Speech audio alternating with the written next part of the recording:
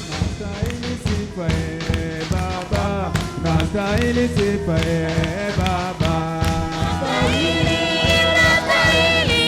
Nastahili sifa Baba, nastahili sifa Baba. Kuabudiwa, nastahili sifa Baba, nastahili sifa Baba. Nastahili sifa Baba, nastahili sifa Baba. Kweli unastahili kuabudiwa, unastahili sifa Baba, unastahili sifa Baba. Nastahili sifa Baba, nastahili sifa Baba. Kweli unastahili kupewa sifa, unastahili sifa Baba, unastahili sifa Baba. Nastahili sifa Baba, nastahili sifa Baba. Kweli unastahili sifa Baba, unastahili sifa Baba. Nastahili sifa Baba,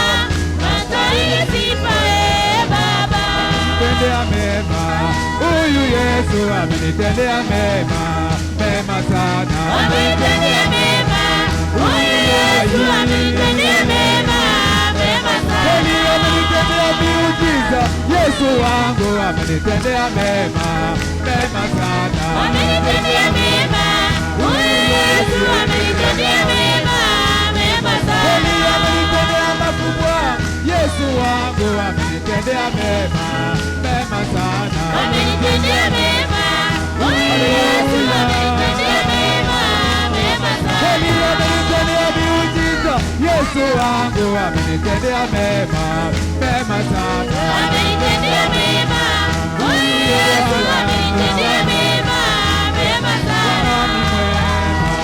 Ni mwema na rehema, kweli ni mwema. Bwana ni mwema, ni mwema na rehema, kweli ni mwema.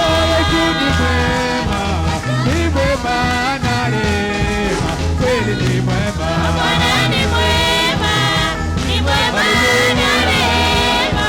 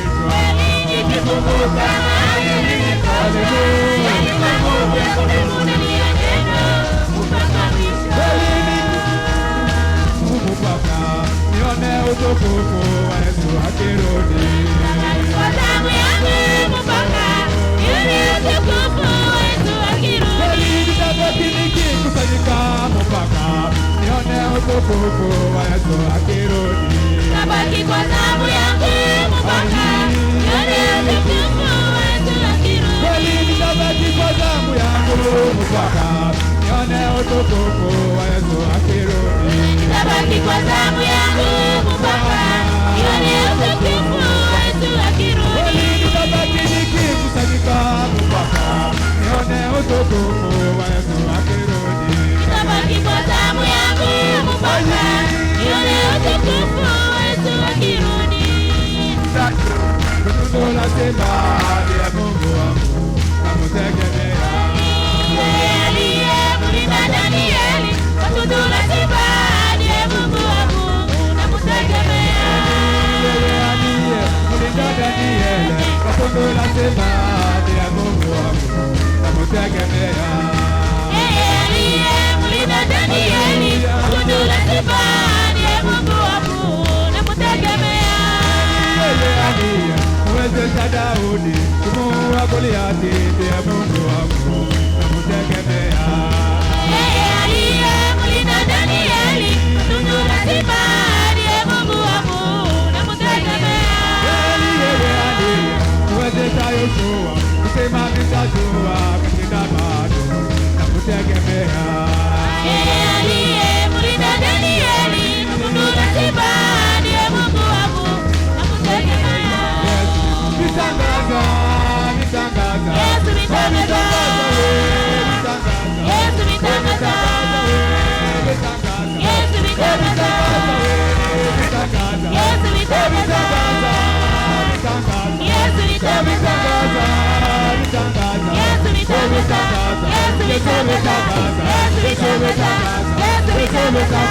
Yesu nitangaza, Yesu nitangaza, Yesu nitangaza, Yesu nitangaza, Yesu nitangaza. Kwa ajili ya nyimbo pour les chansons na shukrani et les na remerciements sadaka, et les offrandes, Diakre Nsenga le diacre Senga ataongoza ombi, va conduire une prière na ndani ya ombi et lake dans sa prière ataombea va chombo prier pour les serviteurs ambacho Mungu que anatatumikisha l'Éternel va kwa utiliser faida ya roho zetu. pour l'intérêt de nos âmes. Bwana wetu Yesu Kristo, Notre Seigneur Jésus-Christ, tunashukuru na kwa asante nous jina disons lako merci à ton nom, kuona voir tumelindwa, que nous avons été kuona protégés, tungali tunapumua voir que pumzi nous ya respirons wazima. encore. Ya muhimu sana kushona mbele za L'essentiel, uso c'est voir wako. devant Bwana ta upewe face. sifa leo hata Seigneur, que milele. tu sois loué aujourd'hui et à jamais. Pokea shukrani za Reçoivez wana le na binti remerciement zako, des frères et sœurs, shukrani les mbalimbali remerciements zenye différents. ziko kuroho Se na trouve zenye aussi le cœur zimeandikiwa. et ce qui ont Bwana été zote transmis. uzipokee chini ya Que tu damu ya jina la reçoives Yesu sous le Kristo. sang au nom de Jésus-Christ. Pia upokee Également, sadaka za watoto wako. Reçois les remerciements, Wamefanya kama vile les neno. offrandes des Nawe enfants. kama Ils ont vile fait comme la parole, uliahidi. comme tu les as Uwabariki promis. mjina la Que tu Yesu les bénisses Kristo. au nom de Jésus-Christ. Pokea nyimbo zetu. Reçois nos Pokea chansons. roho zetu mbele Reçois za nos uso âmes wako. devant ta face. Kama zabihu Comme takatifu l'offrande Bwana. sainte devant toi. Tumekuja. Nous venons, Lakini tuna njaa na mais kiu. nous avons la soif. Tumeletwa ili Enfin, tulishwe na nous wewe. venons pour que nous Kubali soyons rassasiés Bwana, par toi. ushike Accepte, chombo, éternel, de saisir ton ushike serviteur. madhabahu, Serviteur. ushike wenye kuzunguka madhabahu, Que tu saisisses tout ili ce monde sote qui Bwana contourne tuwe le chini ya ciel. uwepo Que nous wako, soyons sous ton onction. tupatane nawe Que nous nous kupitia rencontrons avec neno toi en lako, passant par ta tujue parole. ni nini Que nous sachions unatarajia ce que kwetu. tu veux en nous. Sema nami, Parle avec sema moi, na parle ndugu. avec les frères. Kitu chochote Tout chenye ce kinaweza qui peut kututenga causer na mapenzi na d'être nia nous yako ya avec ta jioni ya leo, volonté ce soir. tunakilaani na Nous kukikemea l'anéantissons et mjina la nous Yesu Kristo. dis d'aller au nom de Ukubali Jésus-Christ. kila yeyote Accepte aliyefika mahali quiconque qui est arrivé hapa devant apatane toi, na wewe ndani ya qui te neno. trouve à passer Neno par ta lako parole, lituumbe, que ta parole neno paye lako encore de nouveau, lituimarishe, que ta parole neno nous lako fortifie, que ta litutayarishe, parole nous neno prépare, lako que ta Bwana parole, Seigneur, lituimarishe, puisse nous fortifier, ili en tuwe fait que kumstari nous soyons wa kukamilika, que nous wa soyons kungojea justes ujio wako. en attendant ton Kubali avènement. Bwana, Accepte, Seigneur, yote kama vile mapenzi tout comme ta yako volonté. tunashingojelea Nous kwako. attendons tout à toi. Jina la Yesu Dans le nom de Kristo. Jésus-Christ, nous Amen. prions ainsi. Amen. Bwana apewe sifa. Que l'Éternel soit glorifié. Mungu tunamshukuru, Nous glorifions l'Éternel. aliweza kulinda mtumishi wake Wimana, Il a protégé son serviteur Wimana, akimtosha Uganda, lui fera quitter de Uganda, alimsafirisha vizuri, lui a fait bien alifika voyager. mjini jana Il est arrivé vizuri. dans la ville cette hier. Mungu tumupigie mikono. Applaudissons pour l'Éternel. Hivi safari ilianza saa 11 ya asubuhi. Le voyage a commencé à 5 heures du matin. Askofu wetu na Wimana, Notre évêque Wimana, c'est là qu'ils se sont réveillés. Wakianza safari En commençant leur voyage saa 12 za asubuhi, à 6 heures du matin, walikuwa kumupaka ku grande ils barrière. étaient à la grande barrière. Walienda wakiwa waine Ils sont partis étant au nombre de 4. Notre évêque, na mzee le vient, Wimana na Muparu. et Muparu. Hivi tuliongea mu saa za mchana, Pendant les jours du walivuka midi, mpaka vizuri, nous sommes parlé, ils sont na bien tunaamini ya kwamba nous croyons que Mungu atawafikisha Dieu va le faire Bujumbura arriver vizuri, à Bujumbura kwa bien, maana Mungu puisque Dieu, ndiye msimamizi wa kazi c'est lui yake. qui tient son service. Birori alete salamu. Que Viroli lance ses salutations. Nous faisons longtemps n'étant pas avec lui. Alete salamu. Il peut transmettre ses salutations. Amen. Hivi jioni ya leo Ce soir, tuko pamoja na mzee Kamundu. nous sommes avec le vieux Roho wa Kamundu. Mungu Que l'Esprit de l'Éternel puisse le kwa conduire faida ya pour roho zetu. l'intérêt de nos âmes. Ndani ya nyimbo ya waimbaji Douce mélodie de chantre, il serait en train de s'approcher. yeye na roho wa Lui et Bwana l'Esprit de l'Éternel yeye Bwana asema. qui nous amène, ainsi dit la parole. Karibu.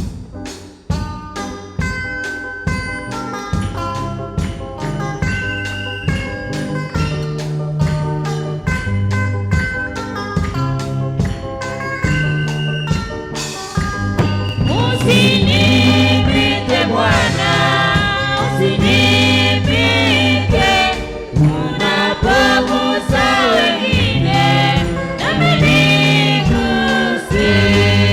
Usinipite Bwana, usinipite, unapogusa wengine nami niguse. Usinipite Bwana, usinipite, unapogusa wengine nami niguse. Tunawasalimu mjina la Bwana wetu Yesu Kristo. Nous vous saluons tous au nom de notre Seigneur Jésus-Christ. Tukishukuru Mungu mwenye ametulinda sote. Remercier le Seigneur qui nous a protégés Ona tous. tumefika leo tena ni neema kutoka kwake. Se voir aujourd'hui, c'est par sa Jina la grâce. Bwana lipewe sifa. Que le nom du Seigneur soit loué. Bila kukawia, Sans tarder, sijue kama tumekusanyika na wageni. je ne sais pas si nous nous sommes réunis avec des Je visiteurs. kuko wageni. Est-ce qu'il y a des visiteurs? Ona ulipokea wageni. Bona, tu as reçu des visiteurs. Wageni wanaweza kuwa katikati yetu. Les visiteurs peuvent être au milieu de nous du côté des frères. Kama kuko mgeni anyoshe S'il mkono. y a un visiteur, peut lever la main. Ona hakuna wageni. Je vois qu'il n'y a pas de visiteurs. Kama ya wadada tunaweza kuwa na mgeni. Du côté des sœurs, il peut y avoir une visiteuse. Kama anyoshe mkono. Si elle est là, elle peut lever la main. Inaonekana wote ni watoto wa Il nyumba. paraît que tous sont de la maison. Tutasimama Nous allons nous na lever kusoma maandiko matakatifu. et lire les Saintes Écritures. Tutakuwa ndani ya kitabu cha Wafalme wa pili. Ça sera dans 2 Rois. Tutaanzia kwa mstari wa kwanza Nous allons commencer au premier verset mpaka wa 10. jusqu'au 10e. Tutasoma, ni maneno mengi, mtavumilia. C'est beaucoup de paroles, vous allez supporter. Wafalme wa pili 2 sura Rois, 2 chapitre 2, kuanzia kwa mstari wa kwanza du premier verset tutafika kwa huo wa 10. jusqu'au 10e. Nitasoma mjina la Yesu Kristo. Je vais lire au nom de Jésus-Christ. Ikakuwa wakati Bwana alipopenda kupandisha Eliya mbinguni kwa upepo wa kuzunguka, Eliya alitoka Gilgali pamoja na Elisa. Eliya akamwambia Elisa, tafadhali ukae hapa, kwa maana Bwana amenituma niende mpaka Beteli. Elisa akasema, kama Bwana anavyoishi na roho yako inavyoishi, sitakuacha. Basi wakashuka mpaka Beteli. Basi wana wa manabii waliokuwa Beteli wakatoka kuonana na Elisa, wakamwambia, wewe unajua ya kuwa Bwana ataondoa bwana wako leo, asiwe mkubwa wako? Akasema, ndiyo, ninajua, nyamazeni. Eliya akamwambia, tafadhali ukae hapa, Elisa, kwa maana Bwana amenituma niende mpaka Yeriko. Akasema, kama Bwana anavyoishi na roho yako inavyoishi, sitakuacha. Nao wakafika Yeriko. Basi wana wa manabii walikuwa kule Yeriko, wakakaribia Elisa wakamwambia, wewe unajua ya kuwa Bwana ataondoa bwana wako leo asiwe mkubwa wako? Akajibu, ndiyo, ninajua, nyamazeni. Eliya akamwambia, tafadhali ukae hapa, kwa maana Bwana amenituma niende mpaka Yordani. Akasema, kama Bwana anavyoishi na roho yako inavyoishi, sitakuacha. Wakaendelea mbele wote wawili. Basi watu 50 wa wale wana wa manabii wakakwenda wakasimama mbele yao kwa mbali, na hawa wawili wakasimama karibu na Yordani. Eliya akatoa vazi lake la juu, akalikunja, akapiga maji, yakagawanyika hapa na kule, na hawa wawili wakavuka kwa nchi kavu. Hata ikakuwa wakati walipokwisha kuvuka, Eliya akamwambia Elisa, omba kwangu lolote unalotaka nikutendee, wakati sijaondolewa kwako. Elisa akasema, ninakuomba sehemu mara 2 ya roho yako iwe juu yangu. Akasema, umeomba neno ngumu, lakini kama ukiniona wakati nitakapoondolewa kwako utalipata, lakini kama usiponiona hutalipata. Amen. Amen. Lorsque l'Éternel fit monter Élie au ciel dans un tourbillon, Élie partait de Gilgal avec Élisée. Élie dit à Élisée, reste ici, je te prie, car l'Éternel m'envoie jusqu'à Bethel. Élisée répondit, l'Éternel est vivant et ton âme est vivante, je ne te quitterai point. Et ils descendirent à Bethel. Les fils des prophètes qui étaient à Bethel sortirent vers Élisée et lui dirent, sais-tu que l'Éternel enlève aujourd'hui ton maître au-dessus de ta tête? Et il répondit, je le sais aussi, taisez-vous. Élie lui dit, Élisée, reste ici, je te prie, car l'Éternel m'envoie à Jéricho. Il répondit, l'Éternel est vivant et ton âme est vivante, je ne te quitterai point. Et ils arrivèrent à Jéricho. Les fils des prophètes qui étaient à Jéricho s'approchèrent d'Élisée et lui dirent, sais-tu que l'Éternel enlève aujourd'hui ton maître au-dessus de ta tête? Et il répondit, je le sais aussi, taisez-vous. Élie lui dit, reste ici, je te prie, car l'Éternel m'envoie au Jourdain. Il répondit, l'Éternel est vivant et ton âme est vivante, je ne te quitterai point. Et ils poursuivirent tous de leur chemin. 50 hommes d'entre les fils des prophètes arrivèrent et s'arrêtèrent à distance vis-à-vis, et eux deux s'arrêtèrent au bord du Jourdain. Alors Élie prit son manteau, les roula et en frappa les eaux, qui se partagèrent ça et là, et ils passèrent tous deux à sec. Lorsqu'ils eurent passé, Élie dit à Élisée, demande ce que tu veux que je fasse pour toi, avant que je sois enlevé d'avec toi. Élisée répondit, qu'il y ait sur moi, je te prie, une double portion de ton esprit. Élie dit, tu demandes une chose difficile, mais si tu me vois pendant que je serai enlevé d'avec toi, cela t'arrivera ainsi. Sinon, cela n'arrivera pas. Amen. Nous allons nous asseoir et on va lire dans l'autre langue. Igihe Uwiteka yendaga kuzamura Eliya ngo amujyane mu ijuru amujanye muri serwakira, Eliya ahagurukana na Elisa i Gilugari. Eliya abwira Elisa ati, ndakwinginze sigara hano kuko Uwiteka antumye i Beteli. Elisa aramusubiza ati, nkurahiye Uwiteka uhoraho n'ubugingo bwawe sinsigara. Nuko baramanukana bajya i Beteli. Bagezeyo abana b'abahanuzi b'i Beteli baza gusanganira Elisa, baramubwira bati, ahuzi ko uyu munsi Uwiteka agiye kugukuraho shobuja? Arabasubiza ati, ye ndabizi, ariko nimuceceke. Eliya arongera ati, Elisa, ndakwinginze sigara hano kuko Uwiteka antumye i Yeriko. Nawe aramusubiza ati, nkurahiye Uwiteka uhoraho n'ubugingo bwawe sinsigara. Nuko bagiye i Yeriko. Bagezeyo abana b'abahanuzi b'i Yeriko basanga Elisa, baramubaza bati, ahuzi ko uyu munsi Uwiteka agiye kugukuraho shobuja? Arabasubiza ati, ye ndabizi, ariko nimuceceke. Eliya arongera aramubwira ati, ndakwinginze sigara hano kuko Uwiteka antumye kuri Yorodani. Nawe aramusubiza ati, nkurahiye Uwiteka uhoraho n'ubugingo bwawe sinsigara.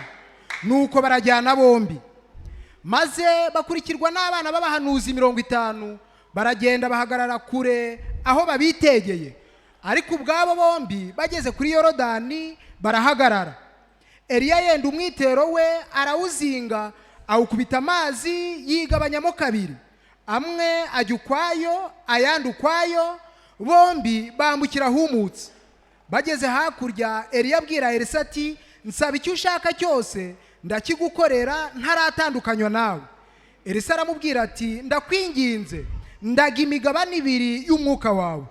Eliya aramusubiza ati, uransaba ikiruhije cyane, icyakora numbona nkigukurwaho birakubera bityo, ariko nutambona siko biri bube. Amen.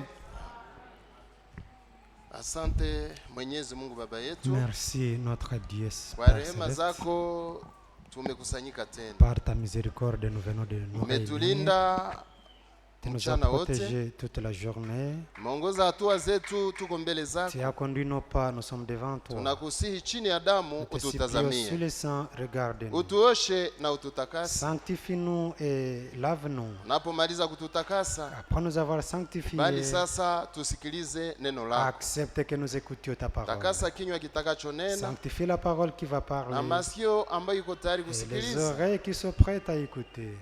uitayarishe. Puisse les Bariki sanctifier. neno lako, Bénis ta parole. bariki watoto wako, Bénis tes fils. neema yako iwe juu Que yetu, ta grâce soit sur nous. upendo wako endelee Que ton kutufunika, amour continue à nous couvrir. tupate msaada kwa neno Que nous hili. recevions l'aide à Mgeni mubaya travers ni cette ule parole. ibilisi, Ce que nous refusons, c'est le tunamwapiza diable. ashindwe mjina la Nous le Yesu Kristo. chassons au nom de Jésus-Christ. Kwako Nous tunajiachilia, abandonnons entre tes uwe mains. vyote kwetu, Sois tout pour nous. mjina la Yesu Kristo Au tunalomba nom de hivi, amen. Jésus-Christ, nous demandons ainsi. Amen. Mungu awabariki. Que Dieu vous bénisse. Jioni ya leo Ce soir, wache tuzungumuze mambo machache le soir, c'est qu'on converse kuhusu sur peu de paroles hawa watu concernant wawili ces 2 hommes, Élie et Élisée. Élie et Élisée. Tuliko C'est là notre sujet. naona vyombo vyetu haviko vinatumika. Ces appareils, pareil, ne travaillent pas.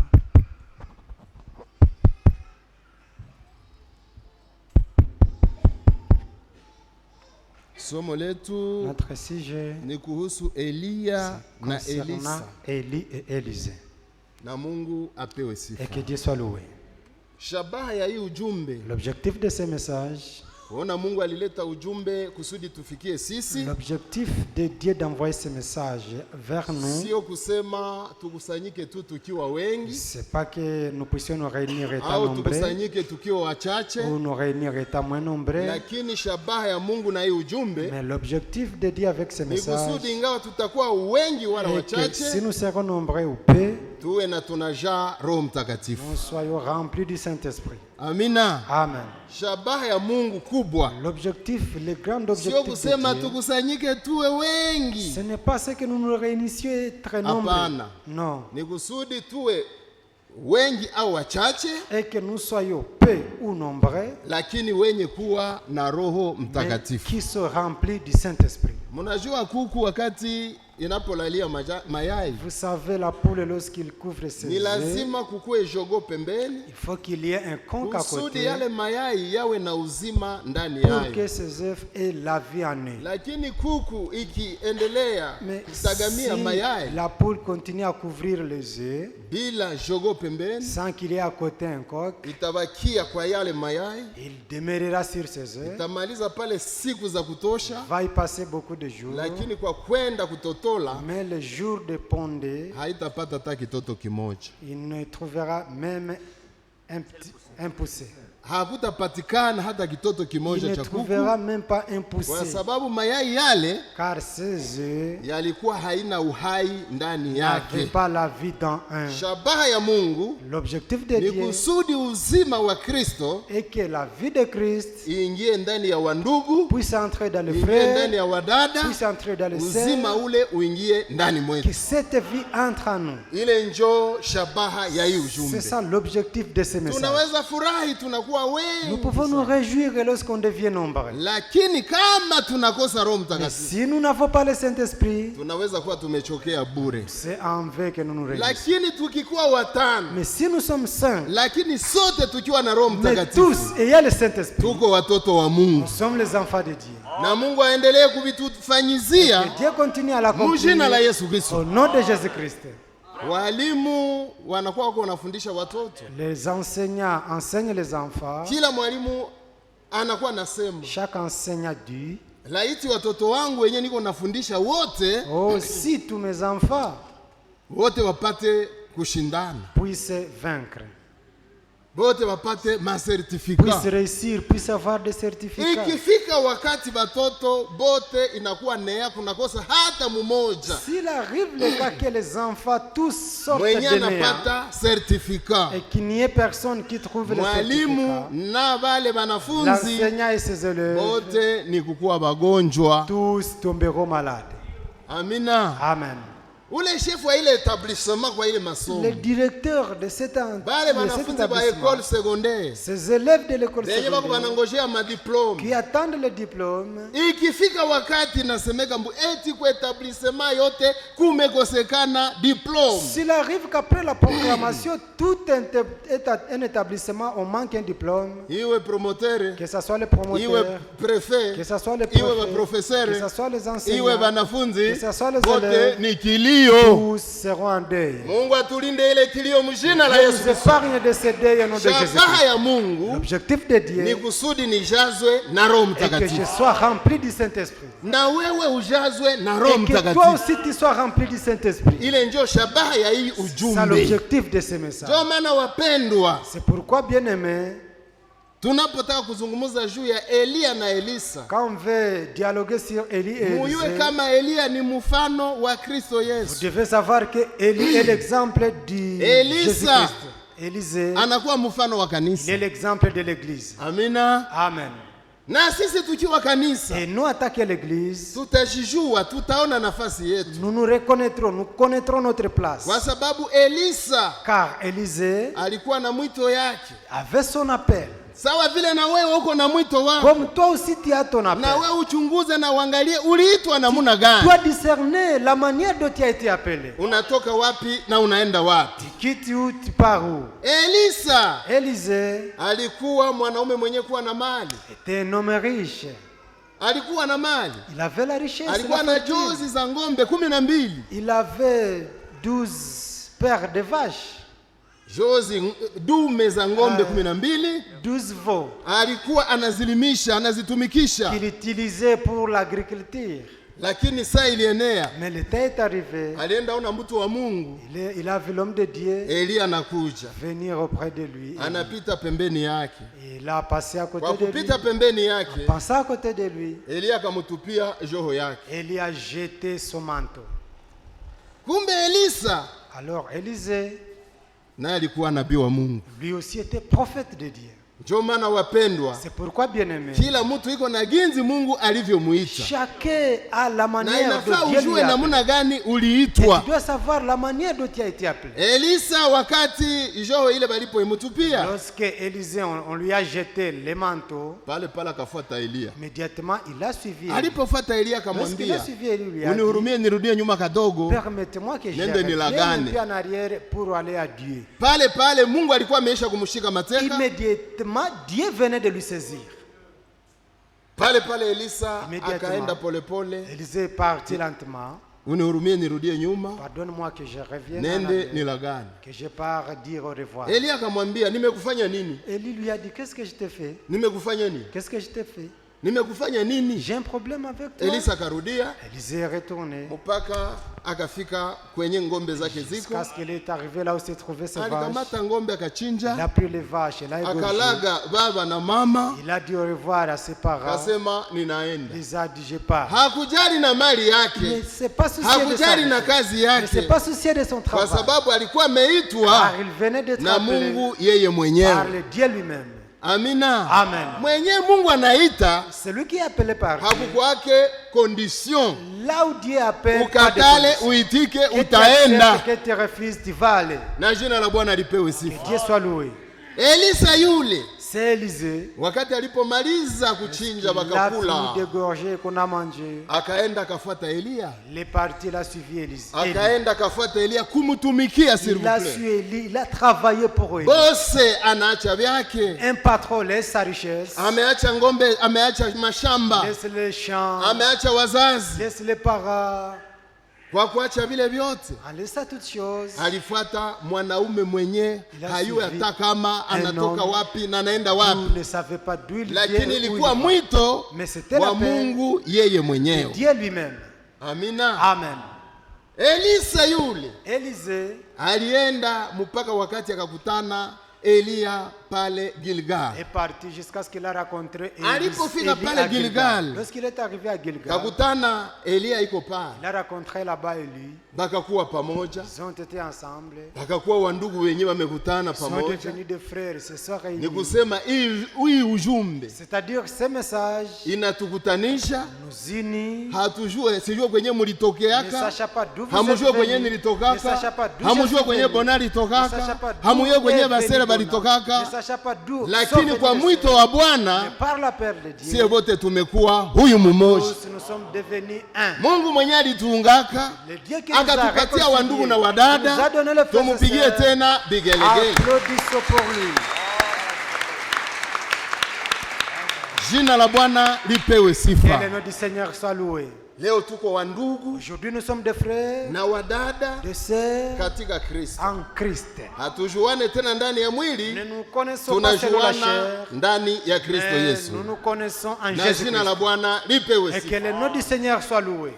Ilifika wakati nabii wa Mungu Il était arrivé que le prophète de Dieu, Elia akaambia Elisa, Élie, a dit à Élisée, tuko hapa Gilgal, nous sommes ici à Gilgal, lakini ninakusihi mais je te supplie, ubakie hapa, reste ici, kwa sababu Bwana car Dieu amenituma pale Bethel. m'envoie à Bethel. Wewe ubakie hapa. Toi, reste ici. Jina la Bwana Que litukuzwe. le nom du Seigneur soit loué.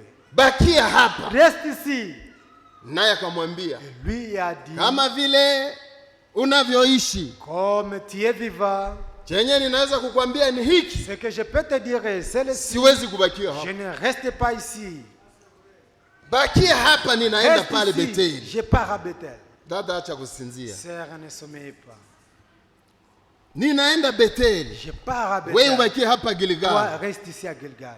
Maswali zikaanza mwanzo wa safari Les yake ya questions kiroho, ont commencé dans son voyage na wewe spirituel. ninakwambia Toi, je te dis, ni lazima swali zianze wakati unapoanza hii c'est safari, normal que les épreuves commencent au lakini début du ni voyage. lazima ushinde.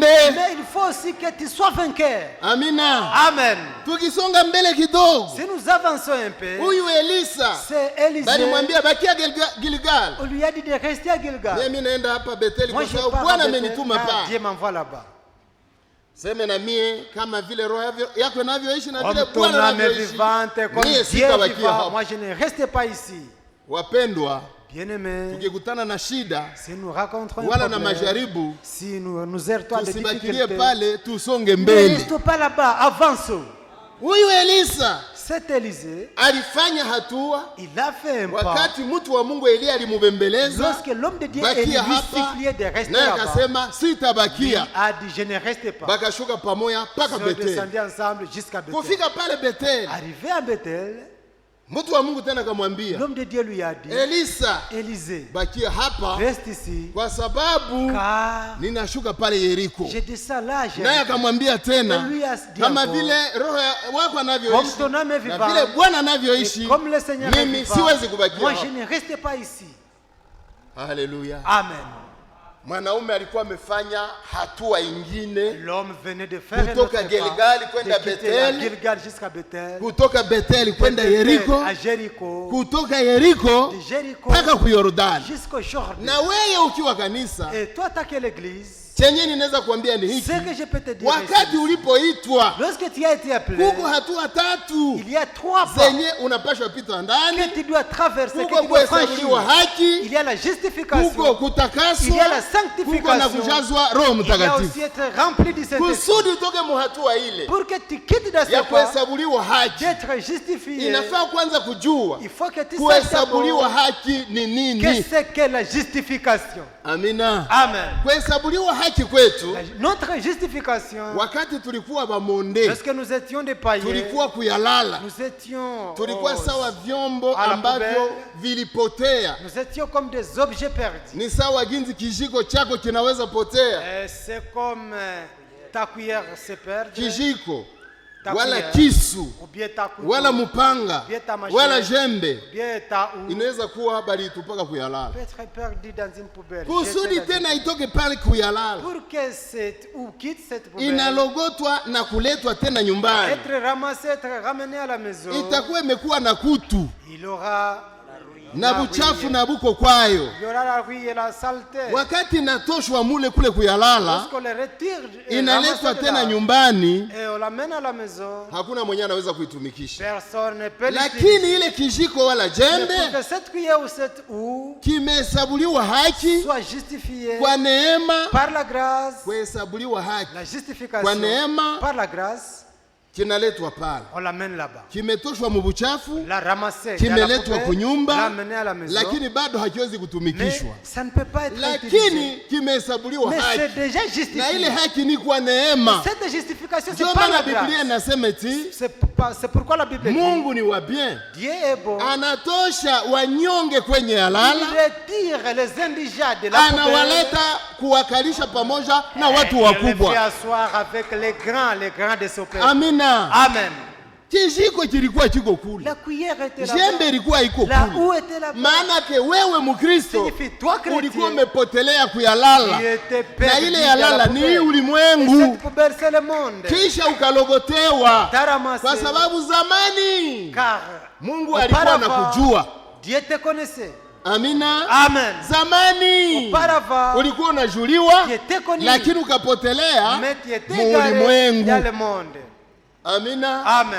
Lakini kwa neema ya Mais Mungu, par la grâce de Dieu, Mungu akakuita, Dieu t'a appelé. akakutosha ndani ya matope, T'a retiré de la boue. akakutosha ndani ya T'a yalala, retiré de la poubelle. wewe ukiwa chombo sawa kijiko, Toi, attaquer un objet comme une anakutosha, cuillère, te retire, anakuleta. il t'amène. Amina. Amen. Anapokuleta Quand il sasa, t'amène, ni lazima utakasiwe na maji, il faut que tu sois na ile sanctifié maji par sio l'eau. kitu kingine, Et ce n'est ni pas une autre neno chose, la Mungu. c'est la parole de Dieu. Amina. Amen. Lile neno Cette parole, wakati umeletwa, lorsque tu es ramassé, uko napita hatua passe kwingine, de l'étape à une autre étape. unahesabuliwa haki, Tu es justifié. unafikia sasa saa ya Tu arrives kutakaswa. au stade de la sanctification. Amina. Amen. Musisahau tuko tunasema juu ya N'oubliez Elia na pas, nous Elisa. parlons sur Élie et Élisée. Elia Élie, mfano wa Kristo, Elisa l'exemple de Christ. mfano wa kanisa. Élisée, l'exemple de l'église. Amina. Amen.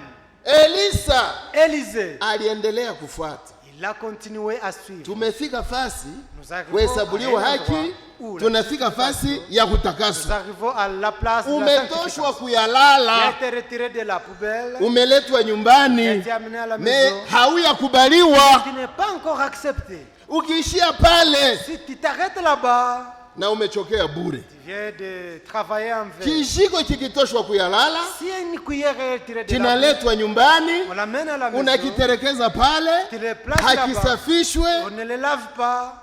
Ni kusema kile kijiko hakina Donc, maana. cette cuillère n'a pas Kumbe d'importance. kuhesabuliwa haki kwetu Donc notre kutoka justification, ndani ya ulimwengu, notre fait de quitter au monde, tunapofika hapa quand mu nous arrivons message, ici dans les messages, tunatoka kule, nous quittons kuko là-bas, kazi yenye inapashwa il y a kufanyika. un travail qui doit être fait. Ndio maana Elisa C'est pourquoi kutoka Élisée Gilgal quittait Gilgal, anaenda Betel, arrivé à Bethel, anaenda Yeriko, arrivé à Jéricho, mpaka wakati anafika ku Yordani. jusqu'au Jourdain. Pale ku Yordani, Là, Jourdain, Yordani maana yake le Jourdain signifie kuachana, la séparation. kutengana, La séparation. kifo. La mort. Amina. Amen. Na hawezi sema uzima na Tu ne peux pas hakuna parler kifo. de la vie à la mort. Ndio maana munaona C'est pourquoi vous voyez, ilikuwa lazima Kristo akufe c'est nécessaire que Christ kusudi meure sie tupate kupona. pour que nous soyons sauvés. Amina. Amen. Ndio maana wapendwa, C'est pourquoi, bien-aimé, Elisa alikutana na shida. Élisée s'est heurté à un problème. Bakia hapa Gilgal, Reste ici à Gilgal. sitabakia. Je ne reste pas. Bakia hapa Betel, Reste ici à Bethel. sitabakia. Je ne reste pas. Bakia hapa Yeriko, Reste ici à Jericho. sitabakia. Je ne reste Mpaka pas. wakati wanafika Jusqu'à ku Yordani. Aujourd'hui. Na we ni lazima uhesabuliwe haki, Donc, il faut que tu sois utakaswe justifié, que tu sois na sanctifié. ufikie wakati ya kujazwa Roho Mtakatifu. Baada ya kujazwa Roho Mtakatifu Là, après le remplissement du Saint-Esprit, ni kunyakuliwa. c'est l'enlèvement. Amina. Amen. Ni vya maana sana. C'est très important. Ndio maana wadada, C'est pourquoi le sœur, tuseme juu ya Elisa alipofika pale ku on Yordani. parle d'Élisée lorsqu'il est arrivé. Siseme juu ya watoto wa manabii. Je ne dis pas quelque chose sur les enfants de Wenyewe prophètes walikuwa wanamwambia, qui lui disaient, "Be uko naenda. toi tu es Haujue kama bwana wako ataenda atanyakuliwa atakuacha." ton maître sera enlevé du milieu Aseme de ton munyamaze, ninajua. Je sais, taisez-vous. Mwile maetape yote Yes, alikutana na yale majaribu. Il s'est heurté à ces épreuves. Lakini sasa walipofika kwenye maji Lorsqu'ils sont arrivés pale ku Yordani, au Jourdain, pale là-bas, Yordani ni kifo, le Jourdain c'est la mort, ni kutengana, c'est la séparation. wadada na wandugu. Les sœurs, les frères. Pale ku Yordani Là pale au Jourdain, inafaa vyote vinaishia pale. il faut que tout s'arrête là-bas. Ilifika wakati Elia alikamata Il est arrivé Show que yake. Élie a pris son manteau Elisa na iko naona, à la présence d'Élie. Quand Élisée regarde, akaona vyote vyenye Elia iko il nafanya, a vu tout ce que Élie faisait. mpaka wakati Elia alipofika kwenye Yordani Jusqu'à ce que Élie est arrivé au Jourdain, alikamata ile jo, il a pris le manteau, akapiga kwenye maji. il l'a placé sur l'eau. Alipopiga kwenye maji, Lorsqu'il l'a jeté sur l'eau, maji yakajifungua. c'est séparé. Yalipojifungua, Lorsque l'eau s'est ouverte, iwe Elia que ça soit Élie, iwe que Elisa, ça soit Élisée, bote bakavuka. tous ont traversé. Anayeamini nabii Celui qui croit au kama prophète, nabii en qualité de atapewa prophète, kuzawabu ya recevra nabii. aussi les deux du prophète. Amina. Amen. Anayeamini Celui qui nabii croit un prophète, kama nabii en tant que atapewa prophète, kuzawabu ya recevra aussi nabii. sur les deux du prophète. Yesu anasema, Jésus dit, atakayeniamini celui qui me croira, kazi ninazozifanya les œuvres que je atafanya za il zaidi. fera de plus. Amina. Amen. Ndio maana mukanisa C'est pourquoi dans l'église, ni lazima kazi zenye Yesu il faut alifanyaka que les œuvres que Jésus faisait zifanyike mwa hii kanisa mara mbili. soient faites doublement. Amina. Amen. Ile ni neno la Mungu. C'est la parole de Dieu. Wakati Yordani ilipomaliza kufungulikana, Lorsque les jours de s'est ouvert, Elisa akavuka. Élisée a traversé. Ilifika wakati Elia alimwambia, Il est arrivé qu'Élie lui a dit, Elia alikuwa anajua kama saa ya kunyakuliwa Élie savait que inakaribia. le temps de l'enlèvement approche. Eglize, Église, tuikale tunajua ya kuwa restaurant, unyakuo wa kanisa l'enlèvement de l'église, wa bibi de harusi l'épouse unakaribia. est tellement proche. Elia akamwambia, Élie lui a dit, omba sasa kenye unataka. demandez alors ce que tu veux. Elisa, Élisée, umepigana vita, tu as combattu le bon ulitoka combat. Gilgal, Tu as quitté ukaenda Gilgal. Betel, Tu es arrivé à ulitoka Bethel. Betel, Tu as quitté ukaenda Bethel. Yeriko, Tu es arrivé à umetoka Jericho. Yeriko, Tu quittes umefika Jericho. Yordani, Jusqu'au Jourdain. umejaliwa neema, Tu viens de- umevuka de- Yordani. de traverser le Lomba Jourdain. kenye unataka Demande tout ce que tu veux. utakifanyiziwa. Elisa Elisa akasema, Élisée a dit, chenye ninaomba mimi, ce que moi je demande, ninaomba roho yako. c'est la double portion Mara de mbili. ton esprit. Amen. Haleluya. Amen. Elisa mfano wa kanisa. Élisée, les Basi hommes de l'église, les pale sœurs, ku Yordani, là aujourd'hui, mwenye alikuwa anatia choko vingepasha ishia pale. celui qui mettait de l'hydroquinone devrait arrêter là-bas. Mwenye alikuwa analewa pombe vingepasha ishia Celui qui pale. s'enivrait de l'alcool devrait arrêter là-bas. Unapohesabuliwa haki, Quand tu es justifié, unatakaswa, tu es sanctifié, chenye ce kinakubakilia qui te reste, ni kujazwa Roho c'est Mtakatifu. être rempli du Saint-Esprit. Utajazwa Roho Mtakatifu Tu je? seras rempli du Saint-Esprit Na comment? huyavuka ile Yordani. Sans que tu ne traverses les Kuvitu Jourdains. buloko buloko buko Des petites bunakushinda. choses t'échappent. Elisa yeye, Élisée, lui, Elia alimwambia bakia, Élie lui a dit, reste là. sema Il sitabakia. a dit, je ne reste pas. Na wewe katala kubakia. Toi aussi, refusez de rester. Kitu sawa, kitu cha bure bure. Des petites choses, des simples choses. Pantalo. Les pantalons.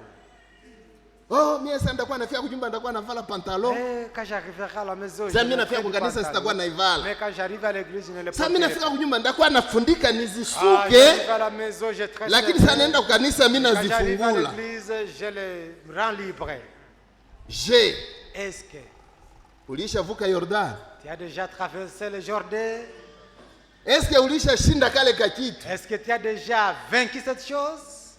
Badada, Les sœurs, unyakuo inataka kukua. L'enlèvement est imminent. Haiko hadisi. Ce n'est pas l'histoire. Alama zote ziko zinaonekana. Tous les signes. Elia akaambia Elisa, Elia dit à tumeisha vuka. venons de traverser. Kwa sasa Alors, omba kenye unataka. demande tout ce que tu Naye fais. akamwambia sikuombe Mais aussi, lingine. ne te demande pas Roho autre yako chose. mara mbili. Ton esprit double.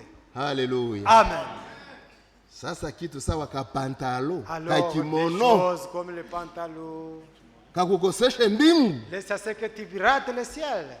Umefikia fasi, Tu arrives à un endroit, umetoshwa kuyalala, tu es retiré de la umetakaswa poubelle. na neno, Tu es sanctifié par la lakini parole. kufanya hatua ya tatu Faire le troisième bila pas, kushinda. ça t'échappe. Pombe, L'alcool, la boisson Pombe. alcoolisée, la boisson alcoolisée, pombe la boisson enivrante. ikukoseshe Laisse à ce que unyakuo. tu rates la Elieti, hivi umeweza. Comme tu viens de vaincre, Omba sasa kenye unataka. demande alors ce que tu veux. Umeshinda Tu majaribu, viens de vaincre les tentations. umeshinda majaribu ya choko, umeshinda majaribu ya pombe, umeshinda majaribu ya usharati. Sasa hivi umevuka kenye kinakuwakilia. Bwana, omba kenye unataka. Demande ce que tu veux. Haleluya. Amen. Elisa naye eti nataka Elisée lui aussi roho dit, yako mara J'ai mbili. besoin de double portion de ton Yesu esprit. anasema eti Jésus a dit, si mukiniamini, vous me croyez, kazi les nilizozifanya œuvres que j'ai wala faites, kazi les ninazozifanya œuvres que j'ai faites, niye mutazifanya mara je le mbili. ferai doublement. Haleluya. Amen. Na jina la Bwana lipewe Que sifa. le nom du Seigneur soit loué. Elisa, Élisée, Elia alimwambia, Élie lui a dit, umeomba kitu kigumu, demande une chose difficile. lakini kenye mimi Mais nakuomba ce que je te demande, wewe unitazame tu, regarde-moi, uendelee Seigneur. kuniangalia tu. Regarde-moi. Na fais nyie attention, kanisa, sisi Seigneur. kanisa, Vous, l'église aussi, nous église, tuangalie neno. garde seulement la parole. Elia anasema Élie a dit, unione, regarde-moi. lakini kama Mais si tu haunione ne me regardes pas, hautapata tu ne kenye trouveras umelomba, pas ce que tu viens de lakini demander. endelea kuniona, Continue seulement de me garder. kenye unalomba Ce utakipata. que tu demandes, tu le trouveras. Basi Les sœurs, kwenye là tunafika où nous arrivons, ni fasi ya kushikatala, c'est l'endroit de se renoncer. fasi ya C'est à kushikatala. la place de se renoncer Vyenye à vilikuwa soi. faida kwako Ce qui était ton gain, unaviona sawa bure. tu le considères comme un rien. Inafaa Il neno faut que la jo parole, utazame tu. il faut que tu gardes seulement la parole. Elisa yeye kwa neema na msaada wa Mungu Élisée parlait de le secours de Dieu, alienda ona farashi na Les gari gari natoka mbinguni. voir le cheval venir du ciel. Kaenda ona balikuwa pamoja hivi. Il a vu, ils étaient ensemble comme Kaenda ça. ona anatengwa na farasi. Immédiatement, Na Dieu était magari ya séparé mbinguni. par le quart. Akaenda ona Elia anaanza Il panda. a vu directement, il a commencé à monter. Mwanaume akaanza lalamika. L'homme a commencé à crier. Elia naye akakamata joho yake Élie aussi a pris son manteau. akaitupia Elisa. Il l'a jeté à Élisée. Elisa aseme oh, Élisée a dit, oh, kenye nilikuwa ce nataka que je voulais, nimekipata. je viens de l'avoir. Wa eglise Église, inafaa tutulizane, il faut que nous kila mmoja ayons kati un yetu repos à- uzima wa Kristo après que chacun na umeshasikilika ndani d'entre mwake. nous puisse sentir la vie de Christ en lui. Amina. Amen. Kazi ninazozifanya Les œuvres que je fais, au anayepokea nabii kama bien nabii celui qui reçoit prophète en qualité de atapewa prophète, kuzawabu ya il nabii. recevra aussi les deux du prophète. Amina. Amen. Ukishaamini nabii Quand tu crois à un kama prophète, nabii wa Mungu, comme un prophète ni de Dieu, lazima il kuzawabu faut que si ya les nabii na wewe deux uipokeyeko. tu puisses aussi avoir Roho un yule part. mwenyewe alikuwa ndani ya William Mario Que cet Branham esprit qui était en ni William lazima Marion Branham akuwe ndani ya bahubiri yetu soit dans na nos tena serviteurs, akuwe dans ndani nos ya kanisa. que ces esprits soient dans l'église. Amina. Amen. Mungu apewe sifa. Amen.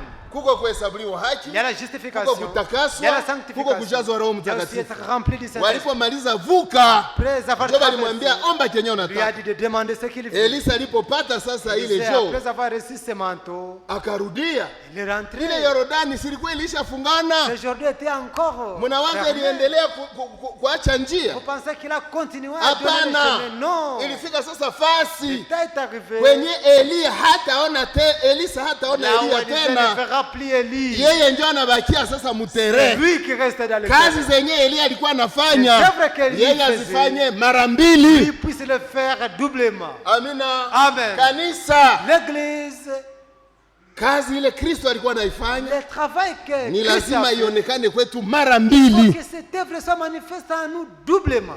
Elisa fiere yake ilikuwa Élisée, sa fierté était kupokea roho wa Elia mara mbili. recevoir les doubles portions de l'esprit d'Élie. Akakamata ile joho akaenda sasa. Il est parti avec Alipofika ku Yordani, Parce qu'il est arrivé aujourd'hui, Jordani ilishafungana. les Jourdains étaient déjà revenus dans son état Sasa normal. mbona Elia haiko? Alors Élie n'est plus. Mbona Elia haiko? Élie n'est plus. Lakini roho wa Elia Mais l'esprit alikuwa d'Élie ndani ya était Elisa. dans Élisée. Uzima wa Kristo La ni vie lazima aonekane d'Élie, ndani de ya Christ, kanisa. il faut que cette vie soit manifeste dans l'église. Lenye walikuwa nasema hivi amekufa na Les gens qui ameshaenda. disaient qu'il venait de Batu mourir, yake il est déjà parti. batatawanyika. Ses disciples Hapana, vont ndio se vinakuwa disperser. nguvu. Non, c'est alors que l'affaire devienne sérieuse. Haleluya. Amen. Ndio vinakuwa nguvu. C'est alors que la Roho chose devient aliyetumika sérieuse. mara moja L'esprit qui a travaillé une anatumika fois sasa mara mbili. travaille doublement. Elisa alifika pale kumaji, Élisée est arrivé aujourd'hui. akaona ile maji, La vile hakuna Jordan. namna ya kuvuka. Il n'y avait pas le moyen de Atavuka traverser. namna gani? Comment elle va traverser? Elia alishanyakuliwa, Élie était magari ya déjà mbinguni traversé. ilisha Les kumubeba. cars célestes venaient de lui transporter. Ilikuwa ni hatari sana. C'était difficile. Alifika pale, alikamata, Lorsqu'il est arrivé là-bas, Il est il a jaune. pris le manteau. akasema, Il a dit, Mungu wa Elia, Dieu d'Élie, Mungu wa Elia, Dieu d'Élie, uko wapi? Où est-il? Akapiga pale, l'a jeté akaenda là-bas. ona Il a Yordani pris. kaachana. Les Jourdains se séparés. Batoto wa manabii bakasimama pale, Les enfants de prophètes qui étaient à aseme côté roho wa de Elia Moïse, iko ndani ya qui Elisa. était sur Élisée et dans Haleluya. Élisée. Et dans Élisée. Lazima Amen. roho Il faut que l'esprit wa Kristo de Christ aonekane ndani ya kanisa. soit manifeste dans l'église. Amina. Amen. Shabaha ya Mungu L'objectif de ni Dieu, kusudi sote il faut que tujazwe tous na Roho Mtakatifu, soyons remplis du Saint-Esprit. na jina la Bwana lipewe Et que le nom sifa. de l'Éternel soit loué. Hapa kuko maneno ya Mungu, S'il y a les paroles de Dieu, ni vya mingi, acha tusome c'est vidogo. beaucoup, mais on va lire. Maintenant la troisième étape arrive Sasa kiwango cha tatu kinafika et l'église continue à suivre. na kanisa linaendelea fuata. Élisée suiva Élie Elisha akafuata Eliya et arrivait au moment de traverser au Jourdain. mpaka wakati ya kuvuka Yordani. Le Jourdain signifie la séparation Yordani maana yake kutengana ou la mort. ama kifo. Bien des fois, Na mara vous avez attendu munasikia wakisema quand j'arriverai au Jourdain froid. wakati nitafika kwenye Yordani baridi. Le Jourdain était la mort. Yordani ilikuwa kifo. L'âge de l'Itérien. L'âge de l'Itérien est venu. Malaika Kizazi. kizazi kia Kiluteri kimefika Suivi de l'âge méthodiste. kikifatiwa na kizazi kia Kimethodiste. Mais nous arrivons maintenant à un autre âge. Tumefika mu kizazi kingine, L'âge de la mort. kizazi kia kifo. Amina. Amen. Avec tous vos plaisirs mondains. Nama isi zenu, tamaa zenu za kidunia, Dieu doit faire quelque chose avec vous. Mungu anapaswa fanya jambo fulani pamoja naye Avant de pouvoir vous donner le Saint-Esprit. mbele awape Roho Mtakatifu. Mbele Mungu afanye chochote Avant kile, que Dieu fasse quelque chose avec vous, inafaa Dieu doit faire quelque chose Mungu avec anapaswa vous fanya kitu jambo fulani pamoja avant de naye pouvoir vous donner le Saint-Esprit. mbele awape Roho Mtakatifu. Mbele atupatie Roho Mtakatifu, Avant qu'il nous donne le Saint-Esprit, kuna jambo ambalo anapashwa il y kufanya. a quelque chose qu'il doit faire avec nous. Amina. Amen. Inafaa Il sisi faut que nous tukufe kutabia nous zetu puissions mourir dans nos propres zile za plaisirs zamani pour que ces kusudi anciens tupokee plaisirs, Roho pour que Mtakatifu. nous recevions le Saint-Esprit. Vous devez mourir. Inaomba mufe. Tuanze kidogo tena, tuanze kadogo. Commence. Avec tous vos plaisirs mondains, Pamoja na tamaa zenu za kidunia, Dieu doit faire quelque chose avec Mungu vous anapaswa fanya jambo fulani pamoja nani avant de pouvoir vous donner le Saint-Esprit. mbele awape Roho Mtakatifu. Il doit. Anapashwa. Vous devez mourir. Munapashwa kufa. être mort. Kukufa. Si vous ne mourrez pas, Kama hamukufe, vous ne pourrez pas. hamuwezi. Vous ne pourrez pas. Hamuwezi. Rappelez-vous, Mukumbuke. la vie ne peut provenir que de la mort. Maisha uzima haiwezi tokea kwenye hakuna kifo. Ni lazima kama kifo kilikuya, Il faut que la mort ni lazima kutasemewa uzima juu kifo On kilikuwa. parlera de la vie quand la Na mort sisi a uzima été tunapasha ailée. kuupata Il faut que nous kwa restions la sababu vie, kulikuwa kifo. car il y a eu la mort. Une semence ne peut que mourir. Mbegu inapashwa kufa. N'importe quoi d'autre ne peut que mourir. Jambo lolote lile linapashwa kufa kwanza. Quoi d'autre ne peut que mourir. Inapashwa kufa Et kwanza. de la mort provient la vie. Na ndani ya kifo munatoka uzima. C'est de la mort de Christ que provient la résurrection de la vie. Ni ndani ya kifo cha Yesu ndio munatoka ufufuko wa uzima. Amina. Amen. Hangelikufa. S'il n'est pas Si mort, hatungekuwa na on uzima. ne devrait pas avoir la vie. Et le seul moyen ce soir par lequel vous puissiez devenir vivant par la foi, Na njia moja hii jioni ili muwe na uzima kwa njia ya imani, par la foi kwa en Dieu, njia ya imani ndani ya c'est de Mungu, mourir à vous-même ni kukufa wenyewe kwa nyinyi wenyewe et aux symptômes, na chembe chembe à tous ceux qui vous entourent na vyenye pour vinawazunguka devenir vivant. ili muwe wazima, Mourir. mufe, Mourir aux symptômes, kukufa kuchembe chembe, mourir aux circonstances, kukufa kuma mourir à tout le reste pour devenir vivant en Christ. kukufa ndani ya mambo yote ili muwe wazima ndani ya Kristo. Amina. Amen. Msiwaze sema hao wanaume habayoi piga ngumi. Ne pensez pas que ces hommes ne Hapa connaissent kuko pas wanaume boxer. wenyewe bako na nguvu. Il y a des hommes qui connaissent, Anaweza piga ngumi naenda. qui peuvent jeter un Anaweza box, piga kipasi kinaenda. qui peuvent faire Anaweza un coup piga de kichwa jambe, kinaenda. qui peut faire un coup de tête. Lakini Mungu Mais Dieu, tulishakuwa sawa wafu. nous sommes considérés comme des morts. Amina. Amen. Mikono ilishakavunjika. Les bras sont Mwenye comme alikuwa s'ils sont anajua piga cassés. kipasi hawezi kujipiga tena. Celui qui faisait le coup de jambe ne peut plus le Hawezi faire. kujipiga tena. Ne peut plus le faire. Amina. Amen.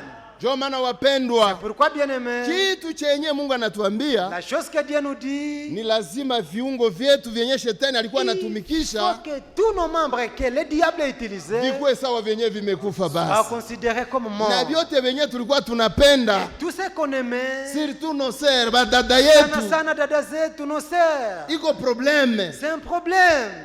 Utaambia Elisa alimwambia Élisée, hivi, lui, umeshavuka sasa, comme tu fais des lomba traversées kenye alors, unataka demande ce que tu veux. nitakikupatia. Je vais te Naye l'offrir. akasema unipatie roho yako mara mbili. Donne-moi la double portion de ton esprit. Sasa buvitu bure bure Alors, des petites tunavirudilia tena. Nous les répétons, Oh, basi les sœurs, paka na maplante mungali munazitia, jusqu'à ce que vous mettez même de la plante jusqu'aujourd'hui. mungali munazitia Vous mettez de la plante.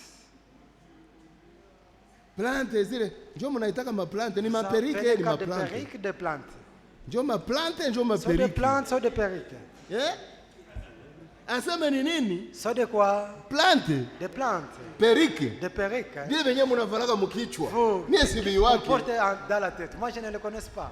Musela alishatia hapo anavifunga Tu vois la na sœur, nafunga saa mwenye anafunga là, shinyo, déjà. njo ule mubarabara mzuri mzuri. Placez ça comme si, dans la tête, il bondit. Iko naenda En na route, na il fiere bondit. zote. Avec toutes ses fiertés. Afe kumugondane ni kumulombea Mungu. Et condamner, c'est prier pour elle. Ni kumulombea Mungu. La condamner, il ne faut pas la Kusudi condamner. Mungu On doit prier pour amusaidie. elle. Pour que Dieu l'assiste. Ndazisuka kwanza Je vais le tresser kunyumba, d'abord à la sasa ndaenda maison. kukanisa, Quand je viendrai à ndazisukula l'église, je vais le délier. madhaifu basi. Faiblesse. Kimono yangu mimi nakitosha kwanza, J'abandonne juu mon, mimi naenda mon kukanisa, sasa pantalon. ndarudia ndakitia Quand tena. je vais rentrer, je vais le mettre encore.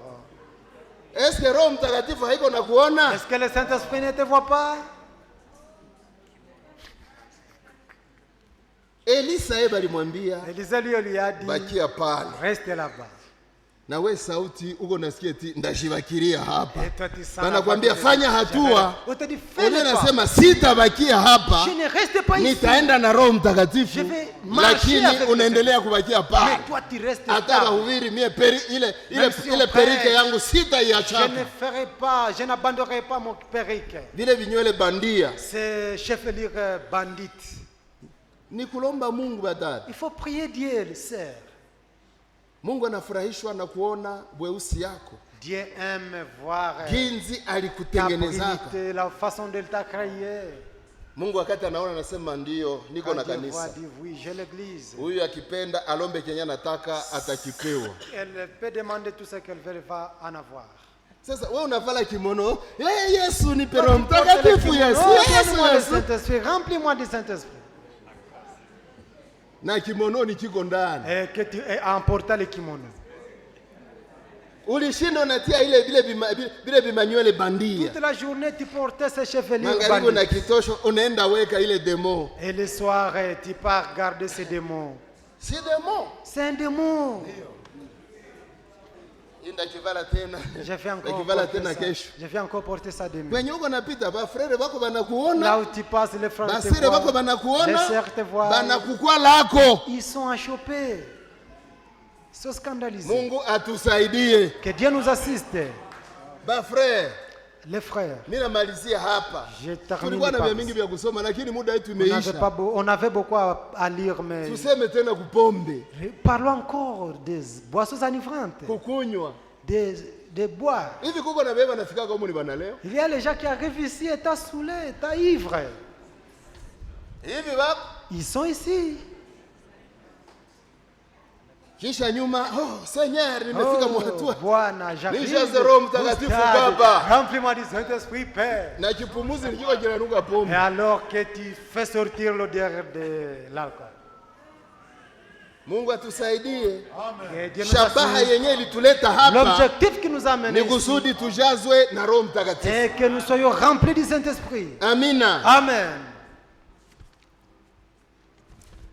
Le baptême du Saint-Esprit était donc sur Christ. Ubatizo wa Roho Mtakatifu uko juu ya Kristo. Le baptême du Saint-Esprit était donc sur Christ.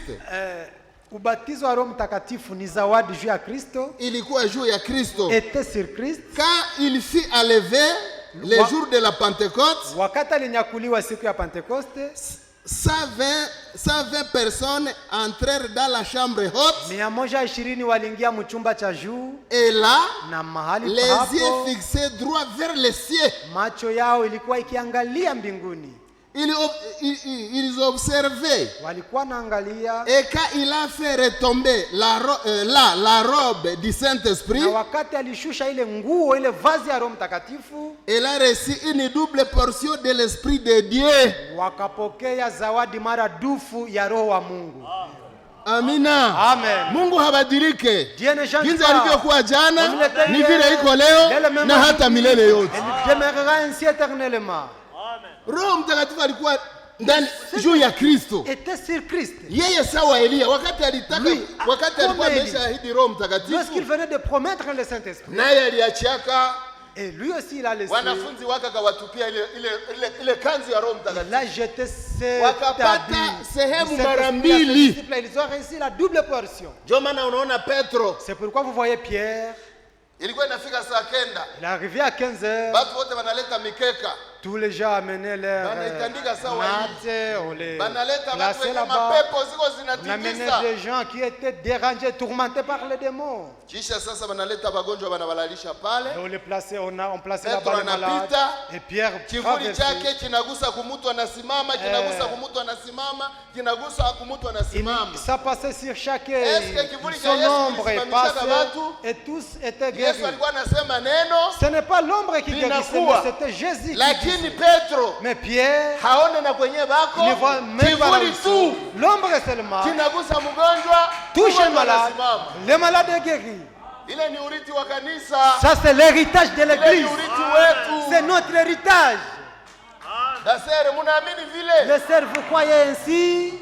Ile ni urithi wa kanisa. C'est l'héritage de l'église. Ni urithi ya basee. C'est l'héritage Ni de urithi ya ces. bafrère. C'est l'héritage de Kivuli l'ombre kinagusa kumgonjwa, touche les malades anasimama. et il se lève. Paulo mwenyewe aliaminiaka message nyuma. Paul qui a créé le message Nyuma. plus tard. Naye wakati aliamini ile neno, Lorsqu'il a créé cette parole, balikuwa wanaenda wanakamata tu vinguo vya Paulo. on prenait seulement les habits de Paul. Wewe unagonjwa, Toi tu es malade, wanamuterekeza kwa chinguo. on place seulement sur toi l'habit de Ugonjwa Paul. umeenda. La maladie a Wewe Toi umegonjwa, tu es malade. banatia tu kujichwa On kile fait nguo, seulement si ta tête mtu anasimama. Si nguo tu. c'est la langue seulement.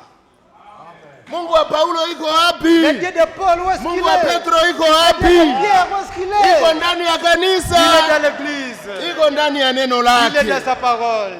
Amina. Amen. Kwa maana wapendwa, Pourquoi bien-aimés? tumehesabuliwa haki, Nous sommes justifiés. lazima tutakaswe Faut que nous soyons na sanctifiés. tujazwe Roho Il faut que Mtakatifu. nous soyons remplis du Kisha Saint-Esprit. kujazwa Roho Après le Mtakatifu, baptême du Saint-Esprit, tuko na uhakika ya nous kuwa avons la certitude tunakuwa aleve. que nous sommes enlevés. Hakuna mwenye anaweza nyakuliwa Personne ne peut être bila Roho enlevé Mtakatifu. sans avoir le Saint-Esprit. Amina. Amen. Jioni ya leo Ce soir, tulikuwa tunazungumza habari on dialoguait sur za Elia l'histoire na Elisa. d'Élie et Élisée. Elia mfano wa Kristo, Eli l'exemple de Elisa Christ. mfano wa kanisa. Élisée l'exemple Elisa de alipata l'Église. roho wa Elia mara mbili. Élisée a eu la double Ni portion de lazima l'esprit kanisa d'Élie. nalo Il faut que l'Église lipate roho wa Kristo mara mbili. reçoive la double portion de l'esprit de Christ. Yeye alisema ni lazima Lui a avitimize. dit et il Na ni l'accomplira. amina kwa mwenyewe Et c'est anavitaka. amen à quiconque en a besoin. Ni neno la Mungu. C'est la parole de Dieu. Wa mitume Pour les apôtres, aliendaga na fier. ils sont partis à Yesu Pierre. alishakaenda. Jésus est parti. Lakini Petro kivuli chake kisimamishe mtu. Mais l'ombre de Pierre lève une Nguo za Paulo zikimbize mapepo. Les habits de Paul chassent les démons. Mungu habadilike. Dieu ne change pas. Jinsi alivyokuwa jana Comme il était hier, ni vile iko leo il est le même na hata aujourd'hui, milele il yote. sera le même éternellement. Mungu atusaidie, Dieu nous assiste, asaidie badada, qu'il assiste asaidie le frère, bafrère, qu'il assiste le frère. tushinde majaribu ya hii Nous mwili. vainquions les tentations de ce corps. Amina. Amen. Tushinde majaribu ya hii Que mwili. nous vainquions les tentations de ce corps. Basi Les sœurs, inafaa faut roho wa Mungu que l'Esprit de Dieu, Kristo mwenyewe iko pamoja nasi. Christ lui-même qui est Wakati avec nous, anapiga macho hivi, quand il est anaona pointe sura yake. l'œil là-bas, anaona il huko, voit anaona son sura image. yake, Il voit son anaona image. kule, anaona sura Il voit yake. son image. Ndio mwisho anasema C'est en fait, il dit, aba banastahili kunyakuliwa. c'est jamais mérite d'être enlevé. Lakini kakitu burebure sawa Mais des choko petites choses comme de l'hydroquinone, ka pantalo comme les pantalons, perike comme la perruque. viache roho wa Kristo akimbie mkanisa. Laissez que l'Esprit de Dieu soit loin de l'Église. Na Mungu awabariki Et mjina que la Dieu Yesu. vous bénisse au nom de Shalom, Jésus. shalom. Amen, amen.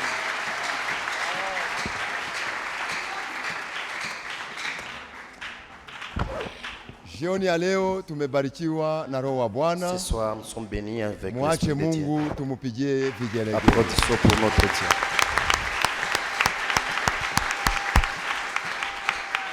Hii maneno ni amina. Cette parole est amen.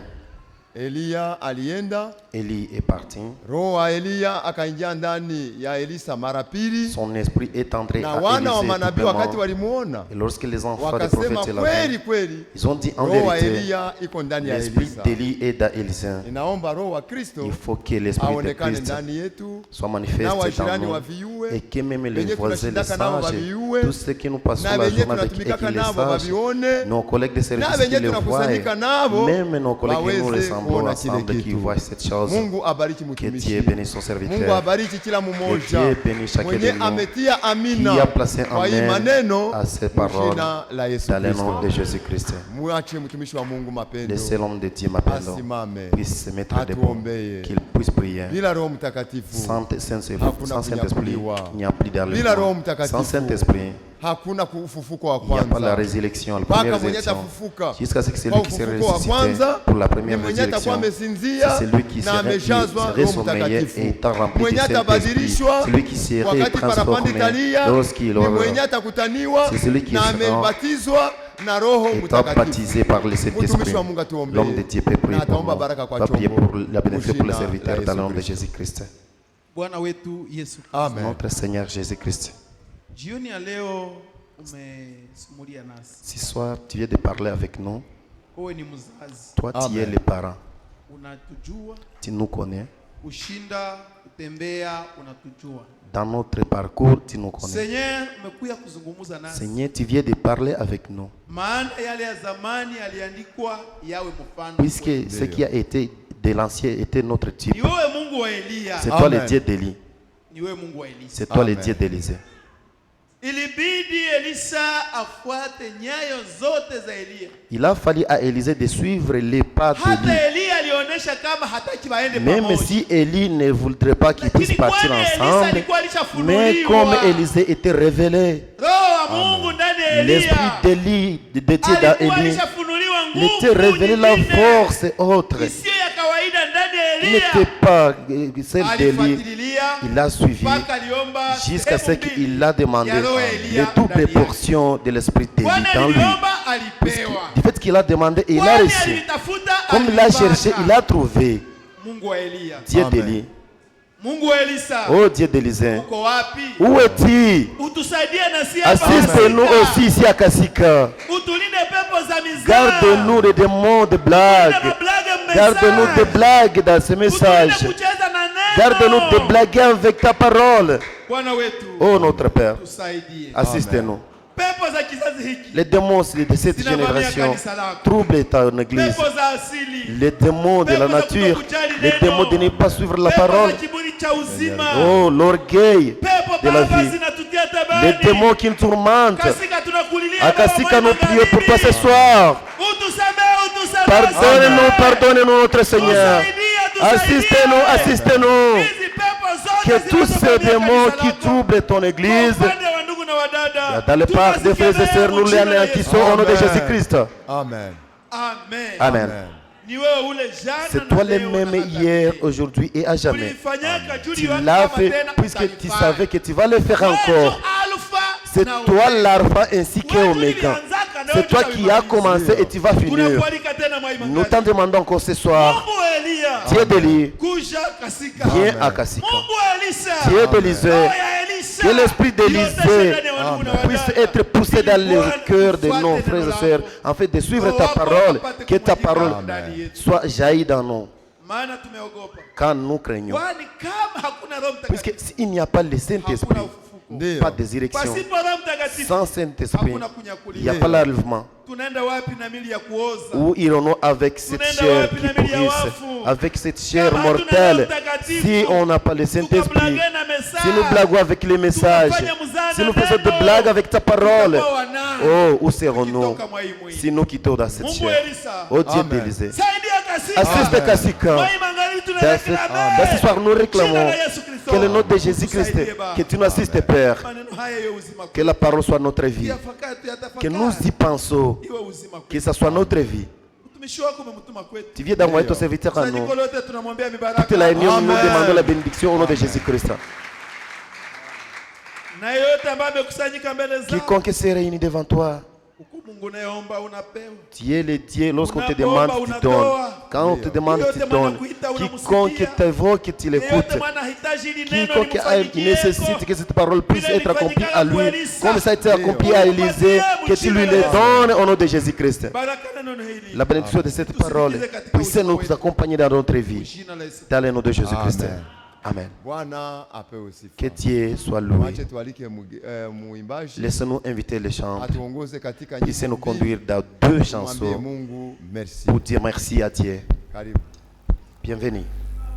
Tuzaba tugufite Yesu ntabwo tuzahungabanwa n'umuyaga.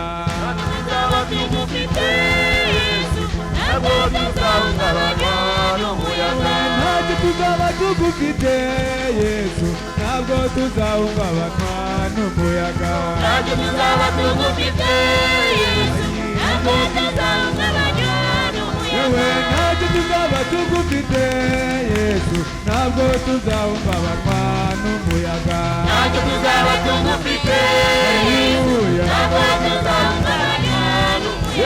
Ntabwo tuzaba tugufite Yesu ntabwo tuzahungabanwa n'umuyaga. Ntabwo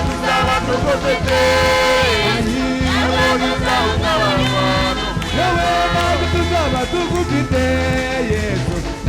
tuzahungabanywa n'umuyaga. Ntabwo tuzaba tugufite Yesu, ntabwo tuzahungabanywa n'umuyaga. Yewe ntabwo tuzaba tugufite Yesu, ntabwo tuzahungabanywa n'umuyaga. Ntabwo tuzaba tugufite Yesu, ntabwo tuzahungabanywa n'umuyaga. Yewe ntabwo tuzaba tugufite Yesu, ntabwo tuzahungabanywa n'umuyaga.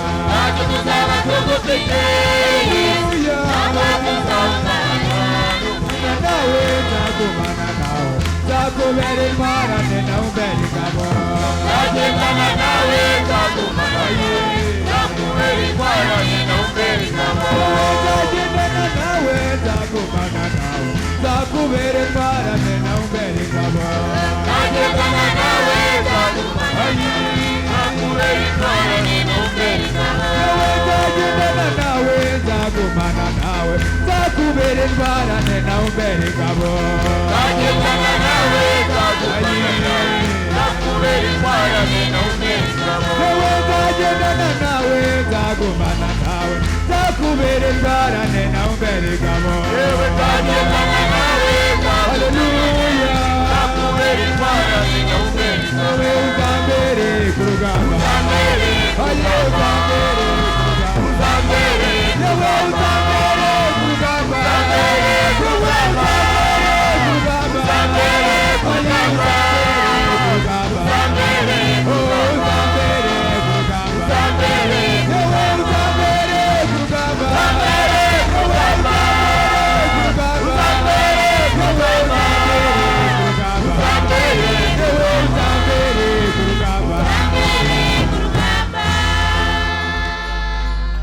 Bwana tumupigie tena vigelegele. Applaudissons encore pour notre Seigneur. Merci. Asante. Mabudu yetu inakoma. Notre culte est à sa fin. Mutakumbuka administration. Rappelez-vous de l'administration. Pasteur ameenda. L'évêque est parti. Watu wa madeni Ceux qui ont l'air de wanaendelea kulipisha.